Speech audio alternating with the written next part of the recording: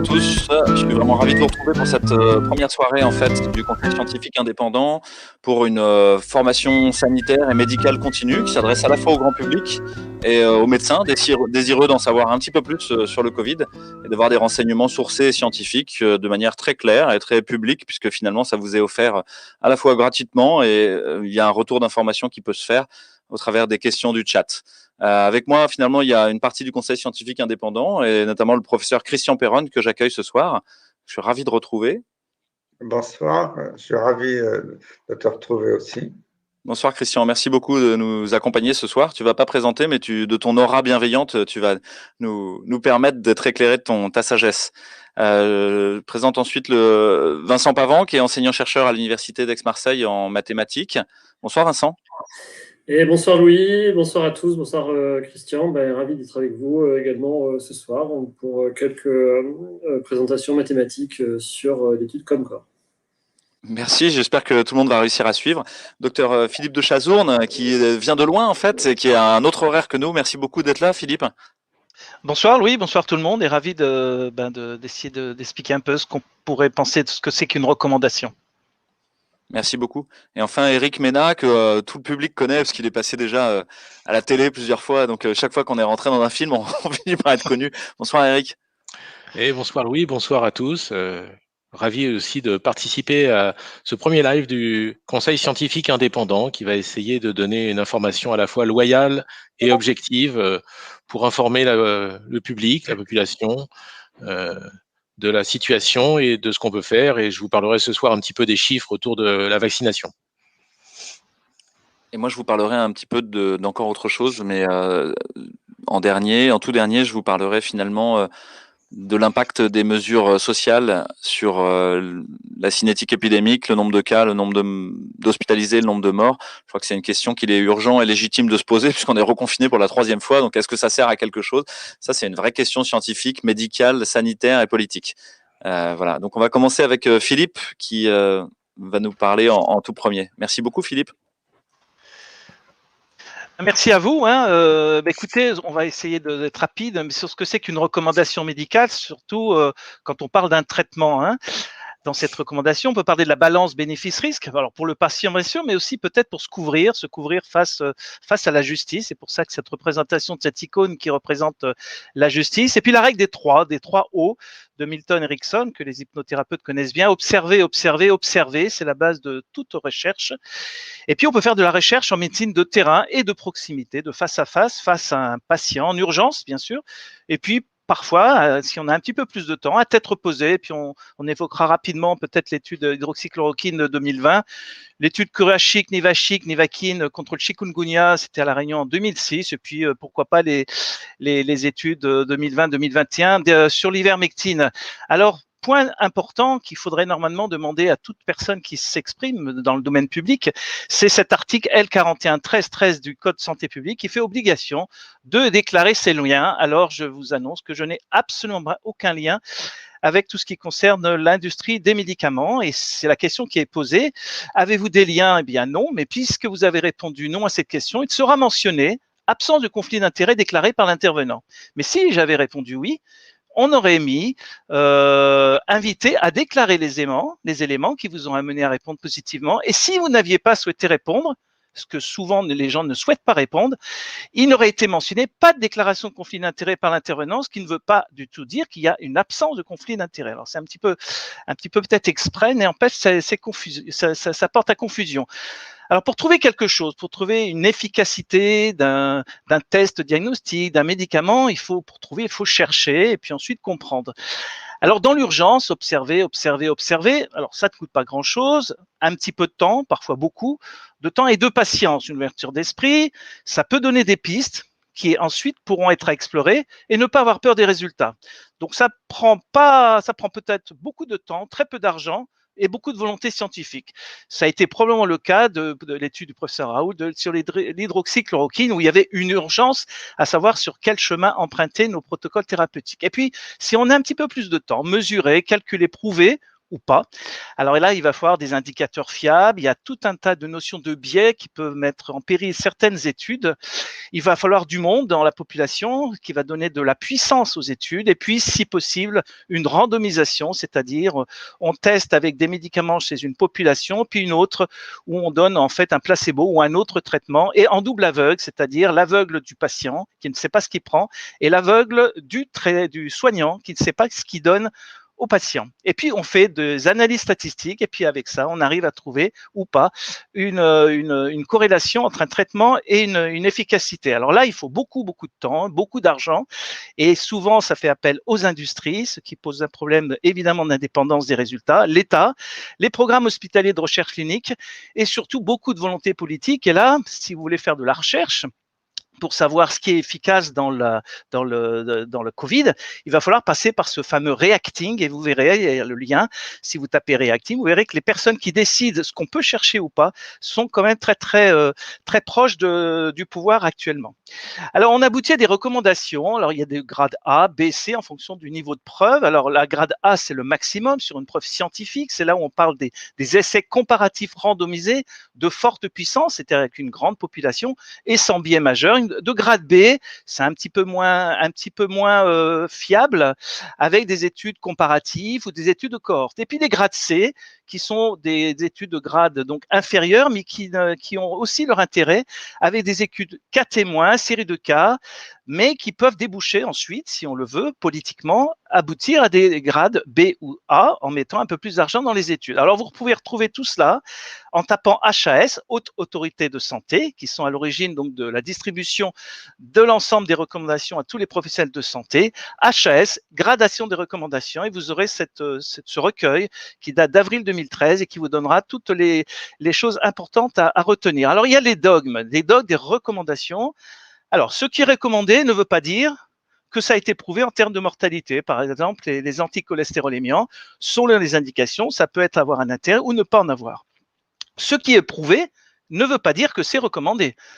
C'est toute la problématique face à l'ivermectine actuellement.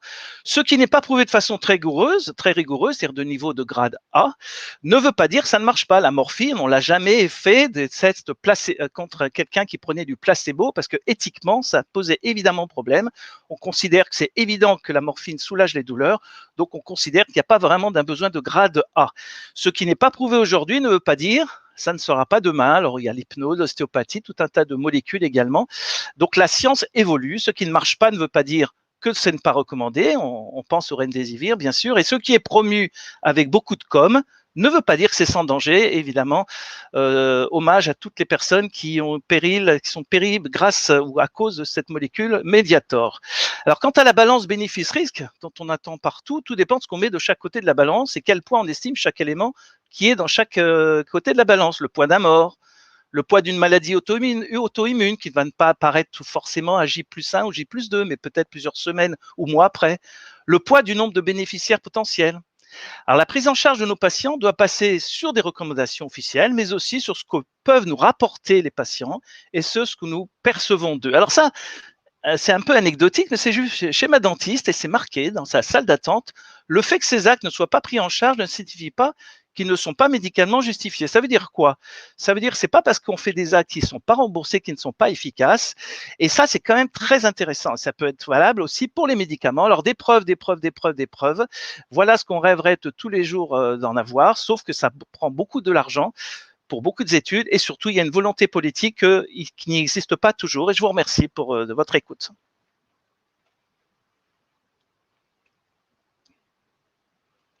Merci beaucoup Philippe pour cette présentation sur les grades de recommandation qui nous permet peut-être de mieux comprendre en fait tout ce que le grand public entend en disant il nous faudrait des essais randomisés en double aveugle, etc. Comprendre que finalement l'épistémologie, la création du savoir en période épidémique, peut-être qu'elle répond pas tout à fait à ces normes-là et qu'il y a besoin aussi d'utiliser d'autres façons de faire et d'explorer d'autres pistes qui sont très utiles. Et que effectivement il y a ce biais majeur que les choses qui sont recommandées sont pas forcément celles qui sont prouvées et celles qui sont prouvées sont pas forcément recommandées. Ça c'est tout le problème entre l'articulation entre la science et l'administration finalement, la science et le politique quoi quelque part. Merci beaucoup Philippe. On va passer la parole à Eric, à Vincent je crois. pour la suite.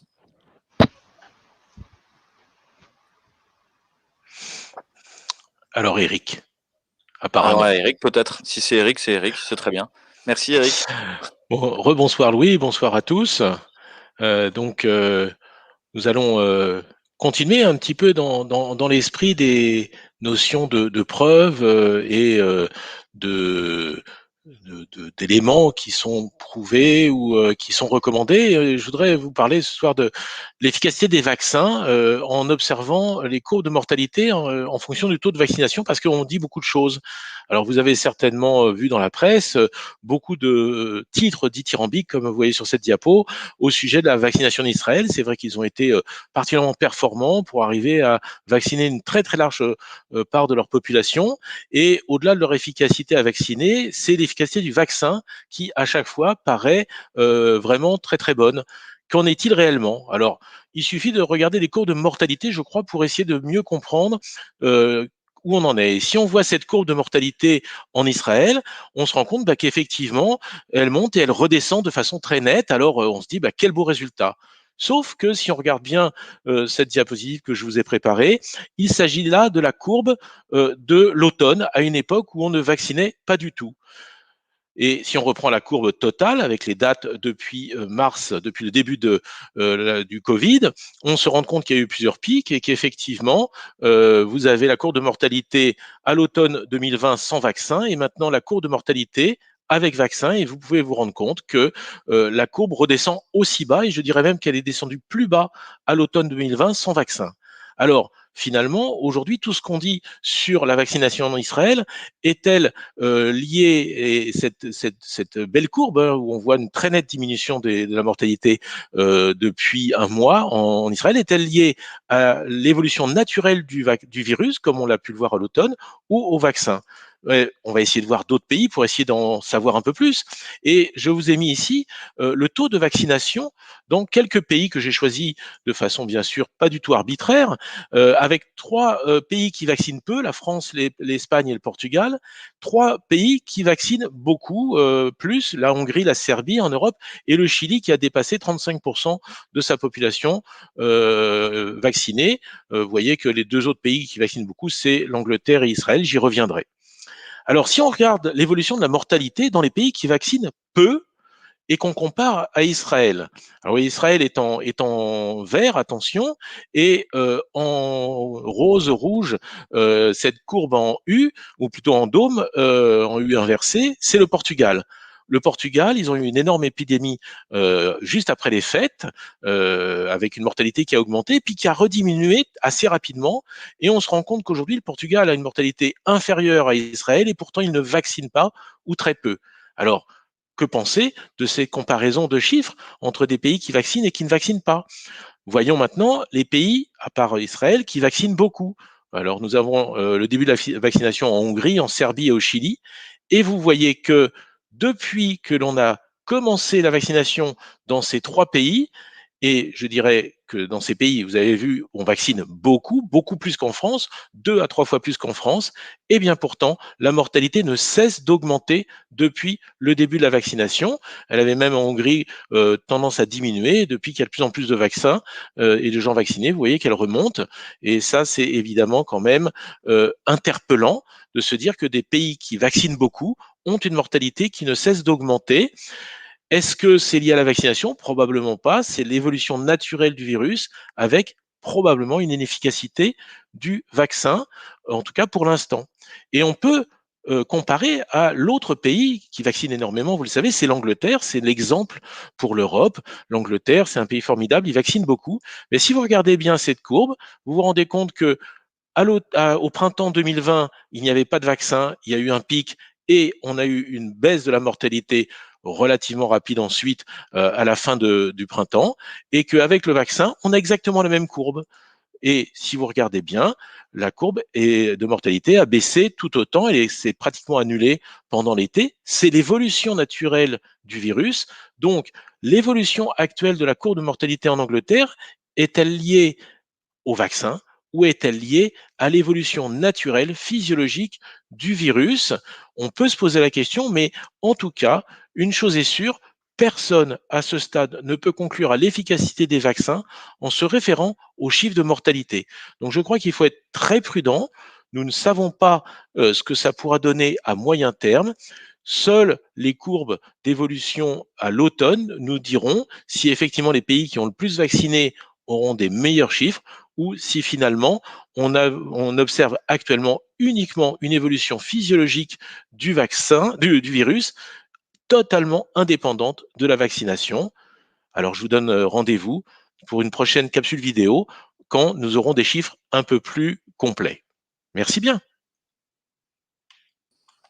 Merci beaucoup Eric, c'est extrêmement important cette question-là, puisque finalement le vaccin a été présenté comme la sortie de crise par toutes les autorités sanitaires de tous les pays du monde quasiment, et on se rend compte que non, c'est pas si clair que ça. Et finalement, ça a déjà été souligné par les vétérinaires qui de manière assez unanime ont dit nous on connaît par cœur les infections à coronaviridés dans les cheptels, on a essayé de vacciner, ça marche pas.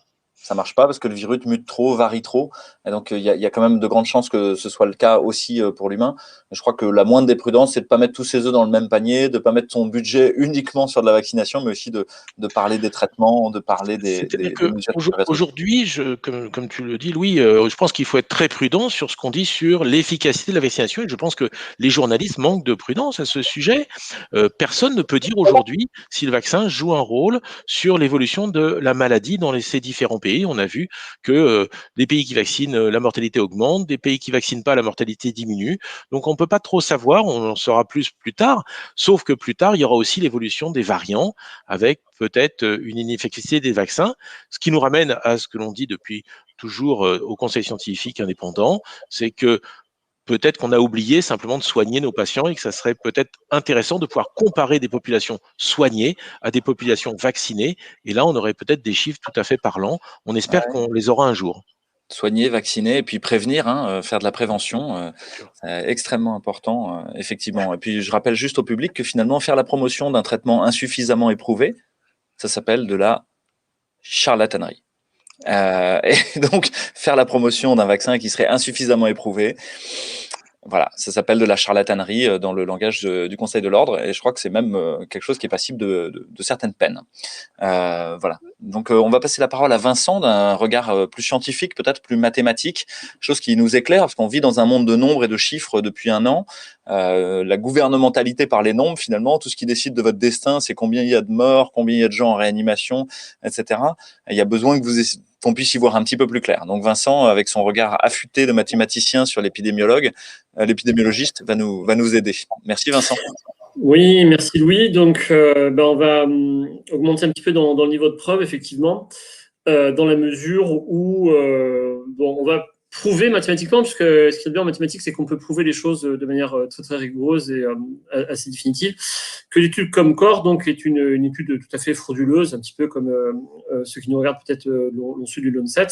Et donc c'est à partir de cette étude en particulier que Castex a justifié donc la fermeture des restaurants. Donc voilà, cette fermeture des bars et des restaurants, elle a été décidée donc par l'article 40 du décret du 29 octobre 2020. Et ça a été justifié, donc, cette fermeture par Castex, donc au micro de Sonia Merbrook, donc grâce à l'étude scientifique, entre guillemets, du professeur Fontanet, donc, qui a mené l'étude Comcore. Alors, on va voir en fait que c'est assez facile de prouver logiquement et mathématiquement que cette étude a trois caractéristiques. D'abord, elle est totalement arbitraire. En plus, elle est hélas frauduleuse et en plus, elle est complètement incohérente. Alors, pourquoi et comment ça marche, l'étude Comcore? Alors, c'est ce qu'on appelle une étude par comparaison, c'est-à-dire que vous prenez une population de gens qui sont malades, c'est la cohorte des cas. Vous choisissez un autre échantillon de personnes ce qu'on appelle la cohorte des témoins. Et dans ces deux échantillons, vous choisissez un critère d'exposition. Alors, par exemple, c'est fumer la cigarette ou ne pas fumer la cigarette. Et dans le cas qui nous intéresse, c'est fréquenter les restaurants ou ne pas fréquenter les restaurants. Et puis, donc, vous présentez ces deux cohortes et ces deux critères d'exposition dans un tableau qu'on appelle une matrice, et ça va vous permettre donc d'effectuer ce qu'on appelle les odds ratio, en fait, c'est-à-dire les facteurs de risque. Alors, comment ça marche? Tout simplement, vous faites le ratio donc parmi les malades de ceux, par exemple, qui fument et ceux qui ne fument pas. Vous faites le ratio dans la cohorte des témoins de ceux qui fument et de ceux qui ne fument pas, et vous faites la division entre ces deux ratios pour les comparer entre eux, et en particulier donc pour voir si c'est plus petit ou plus grand que 1. Donc là, typiquement, vous allez faire le rapport donc ici donc de 100 sur 40 que vous divisez par 30 sur 180. Vous formez donc le produit de 100 par 180 que vous divisez par 30 fois 40 et ça vous donne donc un rapport qui est de 15. Et donc, ce calcul vous dit que vous avez 15 fois plus de chances donc d'attraper un cancer quand vous êtes fumeur que quand vous êtes non-fumeur. Alors en fait, ces chiffres, on peut les interpréter un peu plus statistiquement et on peut donc, en plus de ce calcul donc d'odds ratio, donner un intervalle de confiance sur la valeur qu'on a calculée qui permet de dire si oui ou non, eh bien, le facteur de risque que vous avez va vous permettre de rentrer dans une cohorte ou dans une autre. Bon. Donc, le principe est le suivant. Donc, vous calculez un odds ratio avec une méthode donc, que vous chargez en général dans une librairie. Vous calculez à partir d'une interprétation statistique de cette odds ratio donc, eh bien, un intervalle de confiance à 95%. Et si le facteur 1 appartient à cet intervalle de confiance, ben, vous dites que vous êtes exposé pour la maladie en question. Si jamais eh bien, 1 n'est pas dedans, vous dites que soit eh bien, effectivement, le facteur est un facteur de risque, soit c'est un facteur de protection. Donc la grande règle, c'est pardon, si 1 est dans l'intervalle de confiance, eh bien, il n'y a aucune conclusion à tirer en termes de risque sur le critère que vous voulez tester. Donc ça, c'est le principe, effectivement, de l'étude de Fontanet. C'est comme ça qu'il a fait. Donc, qu'est-ce qui s'est passé ? Il s'est passé que dans son étude, donc la CPAM a envoyé environ 30 000 mails à des gens qui sont malades et a récupéré donc 3 426 réponses sur eh bien, des facteurs de risque, par exemple aller au restaurant, aller en discothèque, manger avec des amis, etc., etc.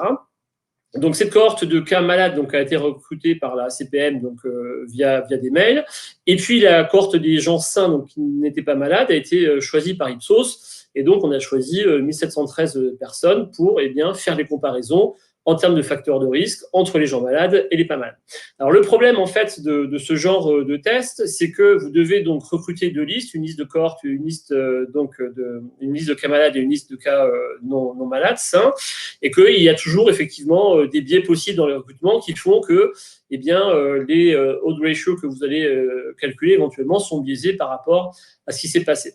Donc là, dans l'étude Comcore, il y avait deux biais structuraux qui étaient extrêmement importants. Le premier, c'est que effectivement, on a choisi de ne pas tester, donc d'éliminer par principe les facteurs de risque liés aux endroits où les gens habitaient, ce qui était un peu bizarre, puisqu'on sait que effectivement, en France, sur les épidémies, il y a eu par exemple au printemps beaucoup plus de risques quand on était dans l'Est, dans le Nord ou à Paris. Donc ça, c'est un petit peu gênant. Et d'autre part, il y a un biais hallucinant dans l'étude donc Comcore, c'est qu'on a surreprésenté en fait les jeunes dans la catégorie des gens malades, donc par rapport à la cohorte des cas témoins, ce qui faisait que, en termes de évidemment fréquentation de bars et de restaurants, on pouvait s'attendre à ce que les jeunes allant plus souvent que les personnes plus âgées, donc plus de 70 ans, sans doute dans les bars et dans les restaurants, naturellement, on allait obtenir que fréquenter les bars et les restaurants avait un facteur de risque, alors qu'en fait, c'était juste le fait qu'on avait plus de jeunes dans la liste des cas malades. Donc ça, c'est de toute façon, de manière générale, quand on fait des études par facteur de risque, il faut bien contrôler en fait les biais qu'on introduit éventuellement entre les cas témoins et les cas malades. Alors, donc je vous ai donné la visualisation donc, des résultats qui ont été obtenus par l'étude Comcore sur donc, les habitudes de fréquentation des bars et des restaurants, donc entre les gens qui sont malades ici dans la colonne de gauche et les gens qui ne sont pas malades ici dans la colonne de droite. Et donc, à partir donc, des chiffres qu'on a, donc à chaque fois que vous avez 4 chiffres que vous mettez dans une matrice, vous pouvez calculer donc, les facteurs de risque associés. Et donc, la conclusion principale de l'étude qui était arrivée, c'est que quand vous étiez malade, vous aviez en fait 2 fois plus de chances d'avoir été malade parce que vous étiez allé en fait au restaurant ou dans les bars. Donc c'est cette question-là donc qui effectivement est ressortie de l'étude et c'est ce qui a fait exactement que Castex a dit on va fermer les bars et les restaurants parce que dans cette étude, à la question fréquentez-vous les bars ou les restaurants, eh bien les gens qui étaient malades avaient répondu 2 fois plus par l'affirmatif que en gros ceux qui n'étaient pas malades. Alors donc, il y a effectivement un petit problème dans cette question. On voit, c'est que finalement, on a posé 3 questions ici dans ce sondage finalement. Donc, une première question, avez-vous fréquenté les bars ou les restaurants ? Deuxième question, avez-vous fréquenté des bars ? Et troisième question, avez-vous fréquenté des restaurants ? Alors, c'est un peu bizarre quand même parce qu'on a l'impression que les questions sont redondantes et on ne voit pas pourquoi on devrait répondre à ces 3 questions alors que finalement, la réponse à ces deux questions, donc la fréquentation des bars et ensuite la fréquentation des restaurants, a l'air suffisante. Bon. Donc en fait, il y a des questions redondantes et on va voir que c'est un petit peu gênant parce que ça introduit en particulier de l'incohérence. Et l'autre chose qui est extrêmement bizarre dans cette étude, c'est qu'on voit qu'il y a des données manquantes ici sur ces questions. Avez-vous fréquenté des bars et avez-vous fréquenté des restaurants? Alors c'est très bizarre parce qu'on ne voit pas pourquoi les gens qui auraient répondu en particulier à la première question, donc celle de la fréquentation des bars ou des restaurants, ne répondraient pas ensuite à la fréquentation des bars, puis à la fréquentation des restaurants. Donc en fait, c'est extrêmement bizarre. Et on va voir en fait que ces données manquantes ont été introduites de manière artificielle, donc aucun doute là-dessus, et c'est ce qu'on va effectivement démontrer. Alors pourquoi? D'abord, en fait, il est tout à fait logique de penser que la question « avez-vous fréquenté des bars ou des restaurants » n'a pas pu être posée. Pourquoi? Tout simplement parce que le sens du mot « ou » est assez ambigu quand on le pose en langage naturel.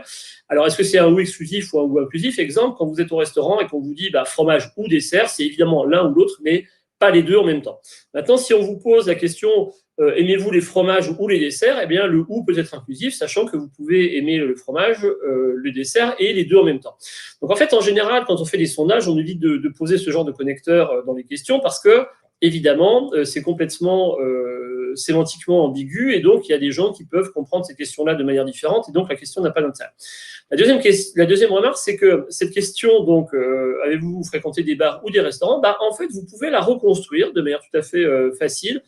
Si vous avez répondu à la question Q2, donc avez-vous fréquenté des bars? Si ensuite vous avez répondu à la question Q3, avez-vous fréquenté des restaurants? Eh bien, vous pouvez de manière extrêmement simple reconstruire la réponse à la question avez-vous fréquenté des bars ou des restaurants?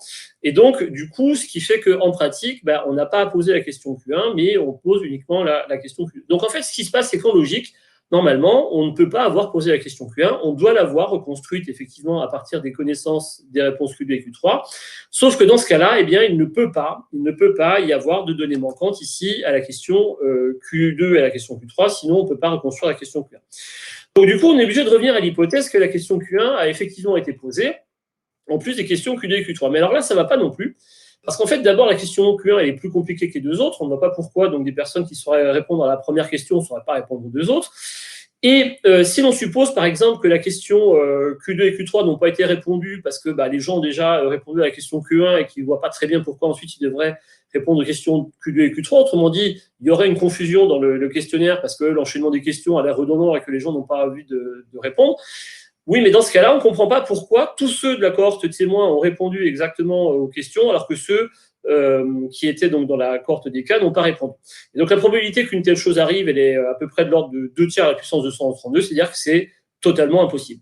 Donc même si on suppose qu'on a posé la question Q1 en plus des questions Q2 et Q3, eh bien on voit que statistiquement, le taux de non-réponse qui est donné donc dans les deux cohortes fait que, statistiquement, un tel événement, c'est tout à fait impossible. Donc en fait, le taux de non-réponse, il a été effectivement introduit de manière complètement artificielle. C'est pas possible que ça ait pu être quelque chose d'honnête. Soit qu'on a reconstruit la question Q1 à partir de Q2 et Q3, soit qu'on a effectivement posé la question Q1 en plus de la question Q2 ou Q3. Il y a des choses qui sont rigoureusement impossibles du point de vue mathématique. Alors pourquoi en fait on a tenté manifestement d'introduire des non-réponses de manière artificielle? À quoi ça sert? Eh bien, vous allez voir, ça sert à essayer de cacher l'incohérence majeure qu'il y avait dans l'étude et qui était en fait la suivante. Alors, si vous avez de manière honnête la réponse à vos questions, j'ai fréquenté les bars ou les restaurants, j'ai fréquenté les bars, j'ai fréquenté les restaurants, vous pouvez reconstruire de manière tout à fait mathématique et logique la réponse à la question, avez-vous fréquenté les bars et les restaurants? En effet, pour cela, il suffit juste d'utiliser la formule qu'on appelle le cardinal, qui dit que le cardinal de la réunion, c'est la somme des cardinaux moins le cardinal de l'intersection. Ou, dit autrement, le cardinal de l'intersection, c'est la somme des cardinaux moins le cardinal de la réunion, avec A, donc c'est l'ensemble des personnes qui fréquentent les bars, B, l'ensemble des personnes qui fréquentent les restaurants, A union B, celles qui fréquentent les bars ou les restaurants, A inter B, celles qui fréquentent les bars et les restaurants. Et donc, l'idée de reconstruire ce truc-là à partir des questions Q1 et Q3, c'est de, du coup, tester le facteur de risque associé à la question « Avez-vous fréquenté les bars et les restaurants ?» Alors, en fait, on va voir que ce qui nous empêche de reconstruire a priori le cardinal de l'intersection, c'est ces données manquantes ici qui nous empêchent de faire proprement le calcul donc, de la formule du cardinal. Alors en fait, comme je vous l'ai dit tout à l'heure, il est impossible que des gens qui aient répondu à la question ici Q1 n'aient pas répondu effectivement à la question Q2 et à la question Q3. Et donc, ce qu'on peut faire mathématiquement, c'est réaffecter ces non-réponses sur le oui et sur le non. Pareil ici sur le oui et sur le non, de sorte qu'on ne change pas, quand on va réaffecter une nouvelle réponse, eh bien, les proportions aux réponses oui non qui ont été données. Alors, si vous faites ce petit exercice, en fait, eh bien, donc, comme je le présente ici, eh bien, vous obtenez que vous reconstruisez donc maintenant honnêtement les questions Q2 et Q3, donc en éliminant les données manquantes qui de toute façon ne peuvent pas avoir existé, en réattribuant, donc comme je vous l'ai dit, en conservant une proportion de oui et de non. Eh bien, vous voyez que sur la question Q2, vous rajoutez 16 personnes qui ont répondu oui donc à la question Q2 et 216 personnes qui ont répondu non à la question Q2. Et pour effectivement la question Q3, vous rajoutez donc exactement 178 réponses à la question non et donc 54 à la réponse oui. Et donc, ce faisant, maintenant, comme vous avez pour chaque cohorte eh bien, les réponses oui-non aux questions Q1, Q2, Q3, vous pouvez maintenant reconstruire facilement eh bien, la question, effectivement, Q4, avez-vous fréquenté les bars et les restaurants, et vous obtenez donc cette répartition. Et cette répartition, donc maintenant, vous pouvez lui calculer un petit odd ratio, donc à 95%, et qu'est-ce que vous voyez ? Vous voyez que le nombre 1 est dans l'intervalle de confiance à 95% donc, de ce facteur de risque, ce qui veut dire donc tout simplement qu'il n'y a aucun risque d'après l'étude Comscore, eh bien, de fréquenter les bars et les restaurants. Alors ça, évidemment, c'est impossible, parce que si effectivement vous pensez qu'il y a des risques de fréquenter les bars ou les restaurants, alors il devrait y avoir encore plus de risques de fréquenter les bars et les restaurants. Hélas, le calcul mathématique montre que ce n'est pas le cas.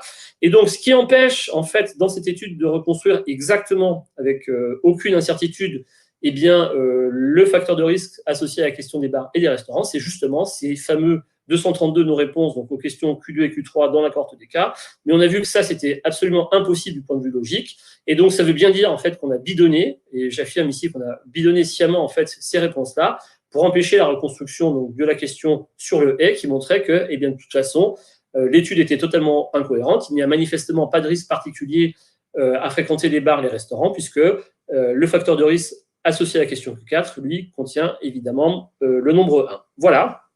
Donc, j'en ai fini. Et donc, je vous remercie d'avoir écouté tout ça. Merci beaucoup Vincent, j'espère que le public est sensible au caractère jubilatoire de cette présentation, parce qu'il y a quelque chose d'extrêmement savoureux à démonter finalement cette histoire de bar et de restaurant. Cette étude Comscore a été faite par Jérôme Fontanet, c'est bien ça Vincent ? Arnaud Fontanet, oui. Arnaud Fontanet, pardon.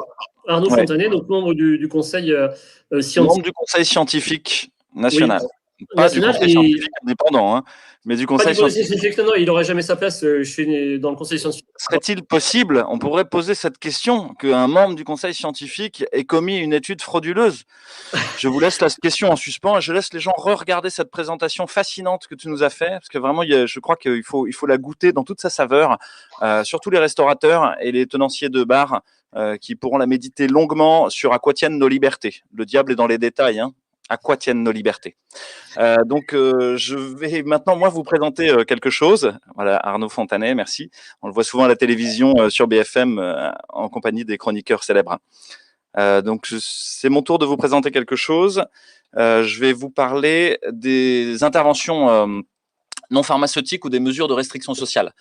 Qu'est-ce que c'est ces trucs-là ? C'est finalement tout ce qui ne concerne pas les médicaments, tout ce qui ne concerne pas la prise en charge médicale. C'est finalement le fait d'être confiné ou d'avoir des fermetures de bars et restaurants ou bien des couvre-feux à 18h ou toute autre restriction sociale, quelle qu'elle soit. Est-ce qu'elles ont un impact sur l'épidémie de Covid ?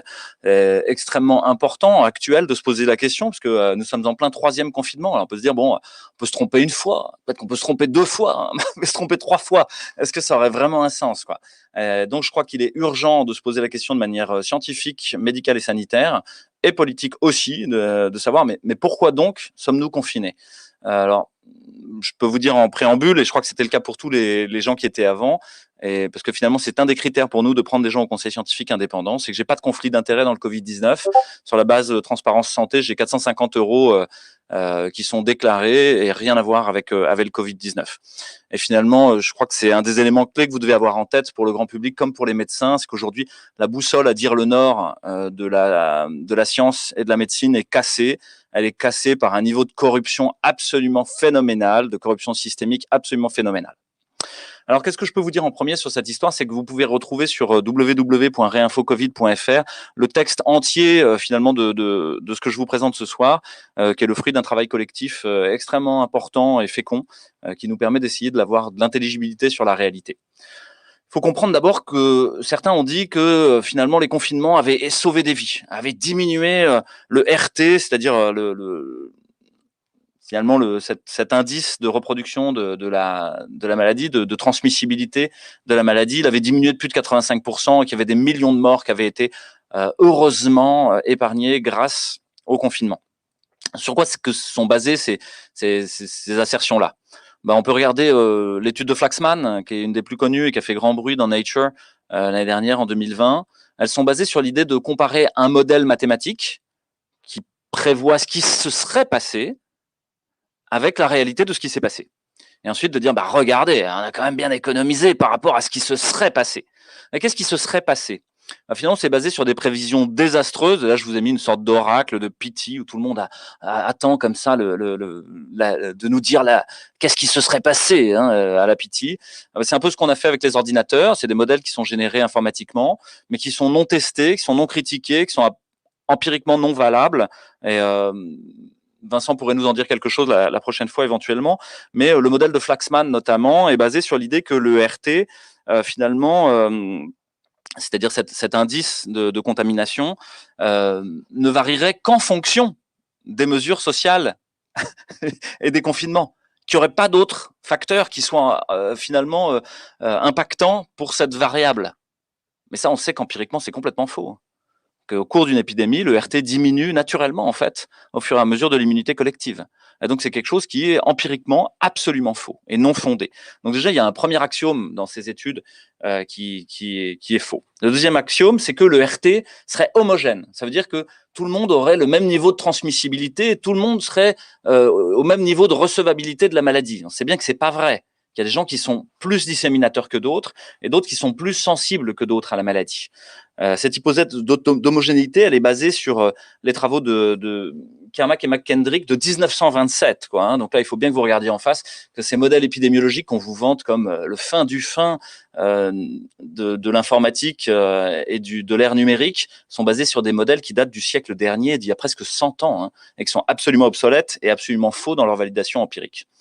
D'ailleurs, un auteur qui s'appelle Colombo, qui a assoupli les hypothèses d'homogénéité et qui n'a pas du tout trouvé les mêmes résultats, et qui a trouvé qu'il y avait un impact qui était bien moindre que celui qui avait été annoncé. D'autre part, dans cette étude de Flaxman, il y a l'idée que la durée entre la contamination et les décès, qui est en médiane de 23 jours, finalement n'est pas considérée. C'est-à-dire qu'il y a pas, on ne considère pas l'hypoxémie heureuse, on ne considère pas tout ce temps-là entre le moment où on a la maladie et le moment où on en meurt.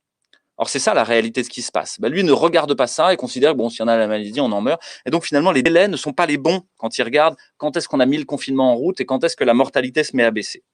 Puis, vous avez des petites choses amusantes dans cette étude, notamment le fait que pour la Suède, par exemple, qui est un pays qui n'a pas confiné, mais qui, en revanche, a interdit certains événements publics, cette interdiction d'événements publics compte dans la diminution du RT en Suède, alors même que dans tous les autres pays, cette mesure-là n'est pas compté comme impactant le RT.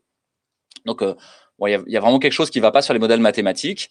Et finalement, on constate ensuite, en dehors de cette comparaison entre modèles mathématiques et réalité, quand on constate la réalité 2 à 2 entre des pays différents qui ont eu des politiques différentes, ça c'est une comparaison empirique finalement, grâce à la biodiversité des réactions sociales et politiques au sein des différents pays, que finalement il ne s'est pas du tout passé la même chose. Et que finalement, l'épidémie a décliné avant l'implémentation des interventions non pharmaceutiques, telles que les confinements dans de très nombreux pays, notamment en Allemagne, en Grande-Bretagne, en France, en Italie, en Espagne. Il n'y a eu aucun impact sur l'épidémie. Je vous ai mis un certain nombre d'études qui le démontrent, notamment l'étude de Kubandner et puis l'étude de Savaris. Mais vous pourrez aller voir plus loin, on pourrait développer. Et qu'est-ce qu'on constate aussi dans les études empiriques, c'est qu'il n'y a pas de corrélation entre le confinement et le taux de cas, le taux d'incidence des cas, le nombre de décès, le nombre d'hospitalisations. On n'a jamais réussi à mettre en évidence finalement que ce soit lié aux mesures, aux interventions non pharmaceutiques différentes. Donc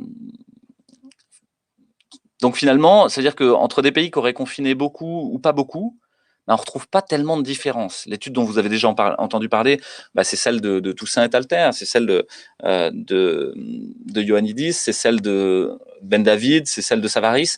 Finalement, vous avez un certain nombre d'études qui démontrent que quel que soit ce qui a été fait, il n'y a pas de différence en fait. Et que ces mesures sociales ne sont pas le déterminant majeur de la mortalité, de l'hospitalisation. La conclusion, c'est quoi? C'est que les mesures sociales n'ont pas d'effet sur la dynamique épidémique. Et c'est du bon sens. Vous ne pouvez pas arrêter une épidémie virale. C'est comme essayer d'arrêter la mer avec vos bras ou d'arrêter une rivière avec une cuillère. C'est pas possible en fait. Donc il n'y a pas d'effet sur la dynamique épidémique, sur le RT. Il n'y a pas d'effet sur les cas. Il n'y a pas d'effet sur les hospitalisations. Il n'y a pas d'effet sur les décès. Donc quand on fait peser à la société le nombre d'hospitalisations en réanimation, le nombre de décès, le nombre d'hospitalisations, et qu'on leur dit c'est votre faute, on doit vous empêcher de vivre, en fait, ça n'est pas démontré par la science. D'autre part, on peut imaginer, si on doit donner des pistes, essayer de proposer une politique sanitaire alternative, parce que c'est notre but au sein du Conseil scientifique indépendant, c'est non seulement de critiquer de manière intelligente et scientifique ce qui a été fait, mais c'est aussi de proposer autre chose, parce qu'il faut prendre soin des gens autour de nous, parce qu'on est là pour soigner, parce qu'on est là pour que les gens aillent bien. Et là-dessus, on va se rejoindre, quels que soient les groupes, quelles que soient les idéologies, quelle que soit la façon dont on pense. Je crois qu'on cherche tous le bien commun. Et ce qu'il apparaît, c'est que les mesures sociales ciblées sur des populations à risque, c'est-à-dire les gens qui ont une hypertension, un diabète, une obésité, qui sont de plus de 65 ans, ou qui ont des comorbidités importantes, c'est-à-dire des maladies en même temps, finalement, si on cible ces mesures-là sur ces patients-là qui sont très à risque de faire des formes graves, ce serait beaucoup plus efficace et moins délétère pour le groupe. Et ensuite, évidemment, il y a les mesures sociales, on en a parlé, et on a montré qu'elles servaient à rien, mais les mesures médicamenteuses, organisationnelles, elles, peuvent améliorer l'évolution épidémique, les cas, les hospitalisations et les décès. Les mesures médicamenteuses, c'est évidemment le traitement ambulatoire précoce dont on a déjà parlé à plusieurs reprises, dont on vous reparlera, parce qu'il faut que vous en soyez au courant, vous citoyens, vous médecins, vous citoyens pour aller invectiver les médecins et leur dire, mais bon, alors qu'est-ce qu'on fait, quoi? Moi, j'ai entendu parler de ça et que ça les fasse réfléchir. Et vous savez que c'est ce qui s'est passé dans le VIH. Les médecins étaient prolétarisés, simplement, ils n'avaient plus de savoir et ils n'étaient pas capables d'avoir le savoir. Parce que passant leur journée à lire ce que disait la NSM, la HAS, l'ARS, qui finalement était basée sur des données fausses et incomplètes, ils ne savaient pas tellement ce qu'il fallait faire. Or, eux, les patients cherchaient pendant ce temps. Et c'est eux qui ont appris à leurs médecins comment soigner la maladie. Je crois que c'est ce qui va se passer aussi pour la Covid. Il y a quelques médecins qui font le travail d'aller voir la littérature scientifique de manière exhaustive et pas simplement en faisant ce qu'on appelle du cherry picking, c'est-à-dire de choisir ce qui nous arrange. Non, quand on regarde de manière exhaustive et qu'on essaie de faire le tri entre celles où il y a des conflits d'intérêts et celles où il n'y en a pas, on se rend compte que finalement, il y a des choses à faire, des choses extrêmement efficaces, comme ces mesures médicamenteuses, mais aussi organisationnelles. Organisationnelles, j'entends par là la mise en place de filières de soins, de parcours patients. Et là, les ARS sont friands de ces choses-là, c'est-à-dire comment accompagner le patient depuis ses premiers symptômes, son diagnostic, le traitement qu'on lui met en route, la surveillance en ville, et ensuite peut-être son hospitalisation en réa, et derrière, le retour à la vie normale le plus rapidement possible. Et de même, accompagner les gens qui auraient des Covid longs. Parce que finalement, il y a moyen de faire de manière beaucoup plus optimale et efficace, sans travailler en silo, puisqu'actuellement, les réanimations travaillent en silo, les services d'hospitalisation travaillent en silo, les médecins de ville ne voient pour certains, pas les patients, parce que les patients, on leur a dit restez à la maison et bonne chance. Et ça, c'est pas correct. Donc voilà, mais merci beaucoup. Encore une fois, à quoi tiennent nos libertés, hein. Je crois qu'on peut tous se retrouver maintenant pour conclure. On était un petit peu plus long que prévu, mais c'était intéressant. Vincent, Christian, Philippe, Eric, peut-être un petit mot de la fin pour dire au revoir à nos auditeurs. Oui. Ça vous va? Moi, je dis que pour avancer en politique de santé publique, il faut se baser sur la science, il faut se baser sur les retours de terrain en France et dans tous les pays. Et là, je vois que la science est bafouée car il y a beaucoup de publications internationales, même si ce n'est pas publié dans les plus grands journaux du monde, mais on voit que les plus grands journaux du monde, comme le Lancet et le New England Journal of Medicine, on a vu qu'ils avaient pu publier des études frauduleuses. Donc, c'est pas parce que c'est pas publié dans ces grands journaux que ça n'a pas de valeur. Il y a quand même des très bons articles sur tout un tas de traitements qui marchent. Et puis, il y a le retour de terrain quand on compare les différents pays. Donc, nous, en tant que conseil scientifique indépendant, on doit montrer que la science apporte beaucoup de données qui ne sont pas forcément soutenues par nos autorités. Ça, c'est pour moi le pire des scandales, parce que moi, comme j'ai participé à toute la politique de santé publique pendant des années et j'ai jamais vu une dérive comme on voit aujourd'hui. Merci Christian, hein, vous vous souvenez pour tous, il y a de très nombreuses publications qui ont été faites depuis, mais Kamran Abbasi, qui est l'éditeur en chef associé du British Medical Journal, a sorti un éditorial pendant la crise Covid qui est très parlant, rien que par son titre, hein, puisqu'il dit Covid-19, Politicization, Corruption and Suppression of Science. Covid-19, politisation, corruption et suppression de la science. Donc on en est rendu là avec une boussole à dire le Nord qui est un petit peu cassée et à nous d'essayer de faire le tri, de retrouver des savoirs, de retrouver comment retrouver son chemin dans tout ce bazar. Et c'est pour ça qu'on s'est mis ensemble, parce que tout seul on n'y arrive pas et qu'il faut être nombreux pour pouvoir faire le tri. Vincent, tu veux nous dire un petit quelque chose? Oui, effectivement, tout à fait. Bon, les chiffres gouvernent aujourd'hui, effectivement, et il faut s'interroger sérieusement sur la manière avec laquelle ils sont produits. Donc, en fait, de plus en plus, et je pense que ce sera un des rôles du comité scientifique indépendant, c'est de produire des documents qui soient sourcés, qui soient autonomes, qui soient vérifiables, qui soient traçables par tout le monde. C'est une condition nécessaire. Et donc oui, il y a beaucoup de choses. Donc Eric Mena a beaucoup parlé des vaccins. Donc effectivement, les courbes de vaccination, de mortalité post-vaccination ont tendance parfois à interroger. On a sorti beaucoup de courbes de mortalité, donc j'ai suivi le développement de l'article de Toubiana, Laurent Toubiana, qui n'est pas là ce soir, mais sur l'idée que tout ça, en 2020, on ne meurt pas plus qu'en 2015, voilà, et que c'est même une année de mortalité historiquement basse pour les moins de 65 ans. Et puis, il y a aussi des courbes dont je vous parlerai bientôt sur le masque chez les enfants et le retour des et des asthmes chez les enfants, hélas. Et donc, oui, beaucoup de chiffres, et il faut être très prudent et toujours très sourcé sur les chiffres, mais c'est quelque chose de fondamental de savoir comment ils étaient construits. Et donc, ce que j'ai présenté sur l'étude de Fontanet, c'était effectivement une manière de voir que si on contrôle un petit peu de près, on voit hélas, comme a bien dit Christian et comme tu l'as rappelé, Louis, on voit des horreurs qui sont publiées dans des journaux et qui servent de référence. Merci beaucoup Vincent. On attend avec impatience ces nouvelles courbes, notamment cette mortalité entre 2015 et 2020 qui permettra de relativiser ce qui se passe, même si c'est pas anodin. Je crois que ça permettra à beaucoup de gens de souffler un petit peu et de revenir à la réalité. Philippe, Eric, si vous voulez conclure. Oui, moi je dirais qu'il y a un dénominateur commun quand même depuis le début de cette crise, c'est qu'on manque totalement d'argumentaire, enfin ceux qui ne sont pas de notre côté, et que ça fait du bien d'avoir de vrais chiffres et pouvoir comparer effectivement. Et je crois que pour rebondir sur ce que tu as dit, Louis, effectivement c'est aux patients de convaincre les médecins, et on parle de plus en plus de patients experts, et souvent les médecins sont un peu la tête dans le guidon, donc on compte vraiment sur ces patients experts, ceux qui ont été touchés par la Covid ou ceux qui se sont un peu plus renseignés, pour informer gentiment leurs médecins traitants pour leur dire « Docteur, que pensez-vous de cette étude ?» Et c'est là où on va questionner les médecins qui peut-être pourront à un moment se dire « Ah mais oui, peut-être bien que… » Voilà. Donc, c'est très agréable d'avoir des experts comme vous là et présentant des études, des vraies études et qui, a priori, n'ont jamais été contredites.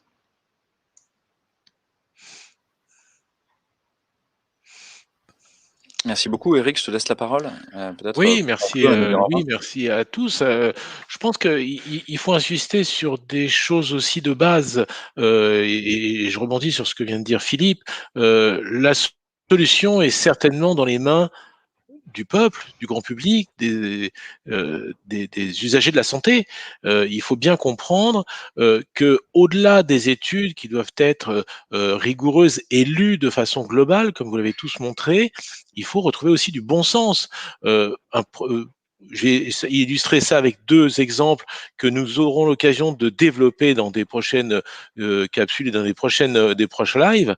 C'est les tests. Je suis désolé, mais depuis que le monde est monde, depuis qu'on sait faire des tests biologiques, depuis qu'on a des études de médecine, on nous a toujours expliqué que les tests sont là pour éclairer la clinique, mais que la clinique est reine. Or, aujourd'hui, on fait des raisonnements scientifiques et des raisonnements politiques sur des tests sans aucun symptôme clinique. La clinique doit être éclairée par les tests, mais c'est la clinique qui prime. Et l'autre élément, c'est d'avoir simplement du bon sens. On sait très bien qu'on aura du mal à démontrer, par exemple, malgré les 70 ou 80 études sur l'ivermectine, que l'ivermectine est un traitement parfait. Mais personne n'a demandé à ce que l'ivermectine soit un traitement parfait. Mais le bon sens, c'est de se dire, entre un traitement comme l'ivermectine, que l'on connaît depuis des décennies, qui n'a aucun effet secondaire et qui a manifestement une efficacité, même si elle est modérée. Supposons qu'elle soit que modérée dans le Covid. Face à cette ivermectine, il n'y a rien. C'est-à-dire que si vous avez soit un traitement efficace, même modérément efficace, mais efficace, sans danger, pas cher, et en face, vous n'avez rien, vous choisissez quoi? Vous choisissez forcément le traitement qui vous donne des chances d'aller mieux. Eh bien non, on n'a choisi rien.